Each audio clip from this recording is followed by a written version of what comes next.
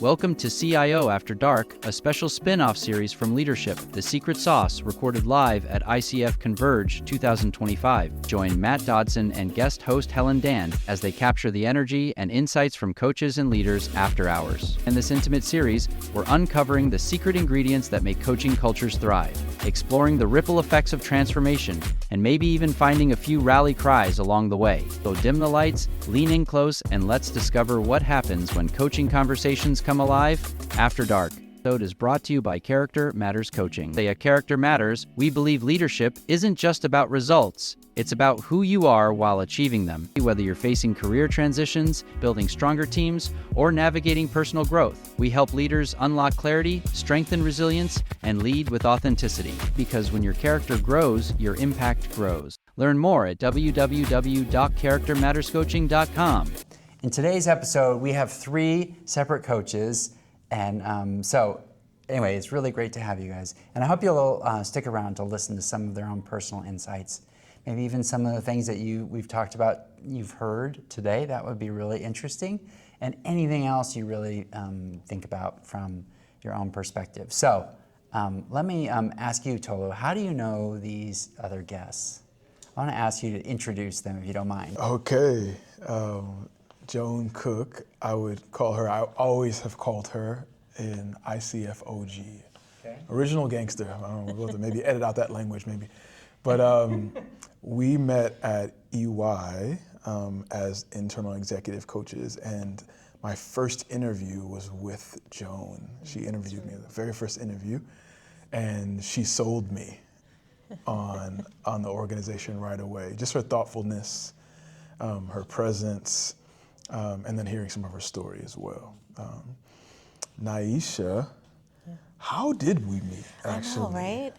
I believe it was ICF chapter Southeast meeting. That's right. We were both serving as professional development board members. Yes. And then LinkedIn, I think, bridged the gap. LinkedIn bridged the gap. And then we did like a couple of one-on-ones, just virtually. And now it's been a few years. Now it's been a few years. We got a chance to work together, so we serve as a mentor coach for a university in Georgia that has a coaching training program, and we just stayed connected as coaching practitioners, as internal coaching practitioners. I'm getting a relationship theme here. Very much. Right, yeah. Yeah. Okay. How are you guys doing on your energy level? 1 to 10. Be honest with me, Joan. You go ahead first. Give it to me. 7. Ooh, yeah, though. You're high side. Okay. Yeah, I'm actually on the high side as well, so I'm going to go 7 as well. Okay, all right. I'm 5. Oh, wow. Yeah, it's been a long day. I did an offsite this morning. You did? Yeah. Yeah. In LA, and then I flew that. So yeah. Yeah. Oh my goodness. Yes. Passion of love. That's right. That's right. Yeah, really. Okay. Well, it's great to have you all here. We appreciate that. And I'm just really curious, if you can share each other's stories, then I'll really know you know one another. So, but let's just start with the first question. So if your coaching culture had a secret ingredient, what would it be? And maybe that's one that you give off, like your coaching culture, or an organization you've been a part of. I think for me, it's everything that happens before coaching. So it's the relationship building and the trust building that happens with the stakeholders, be it the leaders themselves and or HR, business partners, different stakeholders in the organization who just notice that you care or that you're listening. And that builds enough trust for them to either invite you to the organization to coach their people and or to recommend you, less based off of your coaching skill and more based off of the trustworthy relationship. Yeah. I think I would add a secret ingredient is presence.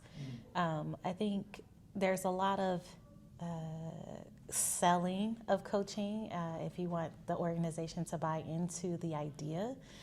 And oftentimes, individuals don't understand what true presence represents. And so when you give someone that, the gift of that, they instantly appreciate that interaction and that relationship. And so I think it builds connectedness and it creates buy-in at the top levels of the organization. So I would say that has probably been the secret sauce of how am I showing up and being present and understanding the needs of the organization to then be able to meet them where they are at and coach them from that point. So I think it's, I would go with presence. Yeah, so I think certainly at EY, the support of the firm's senior leadership team has meant everything, because getting coaching off the ground at EY took years. And this was all happened before I joined the firm. But there was a woman named Jackie Baer, who worked on the senior leadership of the firm probably for 2 or 3 years to get them on board, because she realized how important sponsorship would be. So, and then when the financial crisis hit, that's when they pulled the trigger. And we've had the support of senior leadership ever since, and it's made a huge difference. So yeah, in addition to all of this, the sponsorship that we've had has been amazing. And it sounds like it sort of creates something where you're like, well, I'm not worried about it going away, versus if you didn't have that sponsorship, sometimes it's dictated upon who that top leader is or who's asking for it. If you're doing like from the bottom up, is really I mean, it's very tenuous, right? I think to that point, you have to get past it being a nice to have. Yeah. And so it is truly understanding, a lot of us in coaching call it the ROI of coaching, and everyone struggles to calculate that, right? Yeah. But it is, how are you collecting data and to continuously having that sponsorship, but then also really aligning coaching impact to real business results. So I think oftentimes as functional leaders, it makes sense that coaching and HR go together, but does coaching and engineering and coaching and finance and all those things go together? And so the more you can showcase to the organization that it creates real business impact, and however you evaluate your coaching, that is critical for the ongoing success of the program. I think getting it started and that initial sponsorship is the first hump. Yeah. And then there's a journey of humps you got to overcome. So. Well said. Yeah. Yeah. All right. So, and maybe as a coach, what do you bring to the table? Like when you think of yourself, like what are you thinking about? Hey, look, this is. Sometimes we call it what's your niche, but I'm just thinking, what's unique about you, and when did you know it? So I got involved in coaching back in 1993 and left a corporate marketing job to start a coaching practice because I met a man named Thomas Leonard who went on to found ICF and all that good stuff. So, and he was my mentor and my coach for a number of years. And so I found myself imitating him because I didn't really know how to be a coach back at the beginning, right? So, and he was an amazing example of how to work with people in a way that was supportive, but also challenging, right? So, and once I got my practice started back then and was in it for a year or two, I began to realize that I had learned from him how to challenge people without making them defensive and getting them to be able to take in what I was saying and do something with it. And I attribute that to him. But that's, I think, what my secret sauce is that I can challenge people and have them hear it. Yeah, I would say, so similarly, my background is in finance. And so when I started my career, it was with an organization who finance and HR were like cats and dogs. And so I had the opportunity to be a finance manager for an HR team, and I remember one of the leaders are like, you know what, we really like you, so you should come on over to HR. And at the time, I wasn't necessarily convinced in switching functions, but there was something going on called teaming, and it was all in evidence-based coaching. And that just started to allow for me to connect really to the field in itself and how it was impacting folks on the manufacturing floor. And so, that brought me into coaching. And I think as I started to learn coaching similarly, I felt like it was something I had been doing my entire life. Yeah. And then it was like, wow, what am I bringing? And so I think it's two components. One is the sense of insight. It's just really being able to listen at a level that people aren't used to being heard, right? It's, sometimes, you hear people, it's like, okay, you're listening, but like to really listen is a very different posture, especially to do it in an unbiased way. So I think that's the first thing, but then I think the other thing is the element of surprise. Just from my voice and the way I carry myself, it's like you're very soft-spoken, and so when I hit them with something direct, they're like, whoa, where did that come from? So all that to say, I think that is probably my secret sauce, is that there's like a sense of honey with a punch. I don't know. Like it. Oh, that's great. We've never had that before. Oh, that's cool. So I'll take honey with a punch. Yeah. And I think it's just because of the passion of, I want you to be coached in a way to where you don't feel like you need me continuously and ongoing, and that you only come to me when you feel like you need to overcome a challenge. And you can't do that unless you're honest and open and transparent with folks. And so, yeah, I think that's my secret sauce, is directness. Yeah. I'd say my secret sauce is clarity, kind of like the internal, external clarity. And I'd say a lot of the leaders that I work with will say two things. You don't allow me just to say things, right? Like you're gonna ask me, what do I really mean when I say X? Yeah. And I've gotta have an answer. And then the flip side of that is that internal clarity is, I'm feeling this way, my thoughts are scattered, but then when we have a session, all of a sudden, I can name my emotions, I can name what's really important, I can name what my real desire is. And so I'm clear with my language, but I'm also clear in my heart and my mind, and then now I can move forward a little bit better. And so a lot of my coaching is about just being clear. Yeah. Just, what do you really mean? What do you really want? And then everything else kind of becomes a little bit more easy after that clarity is first found. And so sometimes it can be challenging in the very beginning, because it's a lot of, below the surface and pushing back and pulling the sand and the curtain, all of that, but then accelerates quickly. And so that's definitely something I think my clients expect from me, is to get clear really fast. What have you seen as kind of like the ripple effect of coaching in organizations that you've worked in? Any sort of highlights personally, or you're like, I was not expecting that? It's funny, I didn't have an answer until you just said that. And that's actually, it is particularly at work, people aren't expecting to have life-changing conversations like at 2 p.m. on Tuesday. Absolutely.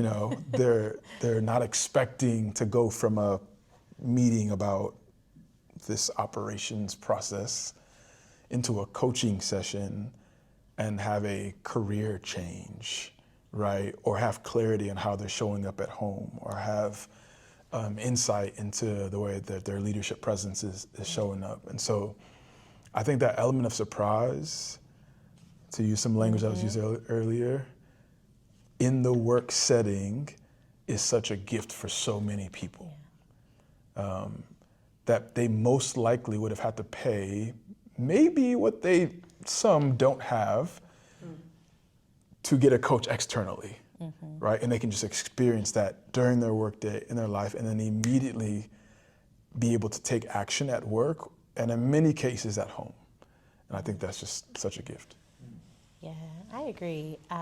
So beautifully said. I really don't even want to add anything to that. I think maybe it's more of a case study to kind of prove out what you're sharing. Is I worked with a leader who was very skeptical at first on getting coaching, high performing, high potential leader. And I remember they're a sales leader, and so they're like, I have all these agents that I'm working with and didn't really know how to maximize their time. So it was truly this sense of, I'm burning the candle on, all ends, and how do I meet with 50 people, every week, every month. And I remember us having a conversation where we started to co-create what that could look like and what was the possibility of that. And she was inspired enough to actually take action. And I would say probably we meet every 2 weeks. By the second meeting, she had implemented and had our first multi-group coaching session.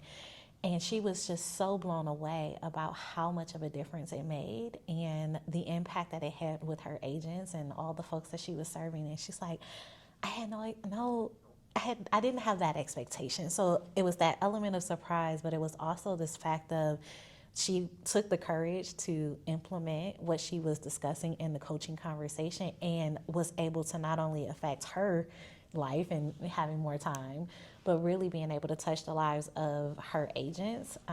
And she ended up in less than a year getting promoted. And so she attributes coaching as an avenue and vehicle to helping her get to that next level. So I agree 100% of what you're saying is that you never know how many people coaching touches in an organization, right? Yeah. You just hope that as you start to see the culture change and transform to be more open and transparent, that it's like, oh, coaching's working, right? More leaders taking a coaching mindset and leading in that way, I think is the evidence of the ripple, is how many questions are you asking? That's good. Joan, you got something? Yeah. It's interesting because at EY we talk about the drop that starts the ripple. Yeah. And I know that I forget how many people are touched by the person that I'm coaching, and how as they shift, their relationships shift. And then it goes on from there. Yeah. So the people they work with on a daily basis, those people and the people they work with on a daily basis. It's pretty amazing what coaching can do when even though you're only coaching one person, right? And I think what we're seeing also is the more coaching goes on in the organization, the more people are interested, and it creates great buzz. So then we wind up with people asking us, rather than just making the offer. Yes. We have people coming to us. Yeah. Much higher demand. Yeah, it gets to a tipping point. Yeah. Where enough people. Yeah, my favorite thing is when people said, I was totally wrong about this coaching thing. There's one leader that I think of. I coached him in a development program. He's like, I'm never going to get that coaching. I don't do therapy. I do coaching. And then he would come to my onboarding and just say, hey, I want you all to know I was totally wrong about coaching. Yes. You've got to experience it to really say, hey, look, this is something that's really changed me. Yeah. And he's like, I will come to any meeting that you have, and he still does it. And even though I'm long gone from the organization. It's so great. Yeah. So okay. great. Maybe you can tell me, what's the next focus for an organization that you're a part of it that you see? Where do you see them going? We've heard something about team coaching. We've had even some interviews with some team coaching, and I hear that in the graduate schools. It's very popular, and so where do you see what's next in the organizations that you're coaching? Yeah, so I think AI, of course, is going to have an impact on how coaching is delivered. That's one thing. And then the other thing is scaling coaching. I know that's been a question at EY for the last, I don't know how many years. How do we scale this? So, and I think that's that, and AI useful in scaling are going to be the two next frontiers. Absolutely. Same exact thing that I'm seeing. I would say it's the primary focus is how do we scale it, and then they say maybe through AI, maybe through team coaching, maybe through group coaching. But yeah, it's 100% scaling. I think people have finally bought into the benefits of coaching, and they have some data and case studies that now it's how do we give the whole organization this, and also how do we value inclusivity and making sure that we're not trying to figure out how to parse organization, making sure everyone gets the same benefit. So yeah, scaling is on top of every organization's mind that I think that I've worked with, and AI is top of mind on how we get there and how we do it. Yeah. Team coaching, I think, is still something we're all trying to figure out, and how well that scales in large organizations.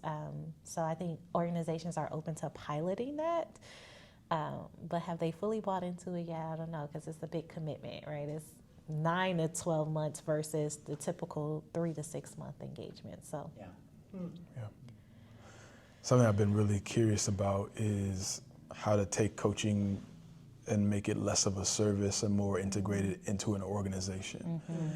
And I think that can mean 1,000 different things, but as I think about like the evolution of like the C-suite, right? Before there weren't such things as chief product officers, and there weren't such things as chief heart officers, and there's all these evolutions of this C-suite, and even the idea of a chief coaching officer, where I think we see that more in organizations who provide coaching services. But I'm very curious to see if that'll be maybe more of a staple inside of an organization. And it's the person who's leading the curiosity within the organization. It's the person who is leading the efforts to ensure that people are asking questions, and people are staying curious and gathering at an exponential rate, and then being able to, to cascade those type of messages or that type of curiosity throughout the organization. So I'm curious if that'll become a thing, or not, as people realize the growth of coaching. Because if you scale coaching, right, then you have to manage it. that's right. Right? Yeah. Exactly. And if you Which is manage why it's it, so you hard, need, right? then you need a system, and then you need people to lead that system that manages coaching at scale. Yep. And so I'm just curious about what that would look like in the future. Yeah, I think you're onto something in terms of like the back office. So I have long sort of envied all of the sort of the capacity, I would think, in terms of EY's ability to coach so many people, and have such a large, at least at the time, 22 full-time, internal executive coaches. We always look to them, Dave, my other co-host, we always look to EY as sort of this is the standard, even for a service company, where we were a manufacturing company.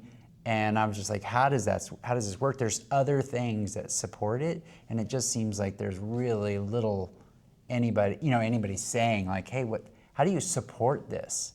Okay, so if we buy into this, there has to be some way to maintain it. And if we've really found the leaders that say, hey, look, this is worth it, and we're going to do everything we can to still support it. 22 coaches full time, that's a significant number, and it's been that way for, I don't know, Joan, probably. We don't have 22 now, but Yeah. at one point we At did. one point in time, Yeah. that was, and they were just really understanding the Perma Plus model, I think is what it was. And we were fascinated by it in our company, because I was like, whoa, like you guys have really thought about this in terms of like what happens to when you coach, what's the factor that you get in terms of really value, and how do you do that? So, yeah. I'll just say one more point, because I think about like EY, Joan and I were at EY together. There's a handful of different practices, in different places, and I see many organizations doing that too. Is where like, especially if it's a global organization, maybe there's a practice in India, and then maybe there's a practice in the U.S., maybe there's a practice in other countries. And so I think there's also opportunities for the organizations to have a coaching strategy across a global organization, as opposed to, wherever we're local, wherever we're localized, that's the practice, and kind of looking at it as a. Okay, so I have an optional question. If you thought about it, if your aspirational coaching culture had a rally cry or a theme song, what would it be? Now, I've heard better questions. Catherine did a better job of describing what this is, but if you just think about this, so, okay, what's your personal rally cry or theme song for your coaching culture?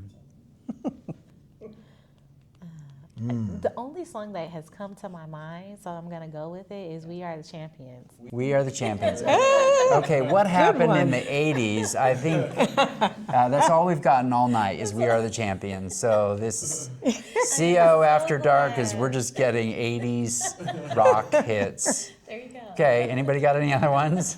I don't mind. I mean, 80s were great for rock music, so it's totally fine by me. But I don't even know the name of the song, but it's just what I needed. You know that song? I know what you're talking about. It's like, yeah. I can't sing it. I can't. but Yeah, I don't know the rest of it. Maybe it's called Just What I Needed, but that would be We'll it. go with it. Yeah, we'll go. if there was any other time, Tolu, I'd probably sing it for you, but I really can't think about it right now. Yeah.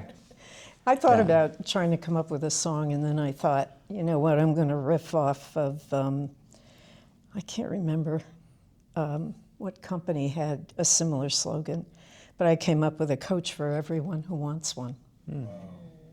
That's a neat rally cry. Yeah. There's a lot packed in there. Yeah, I don't like coaching people that don't want it. yeah, exactly. That is worse than herding cats. It is.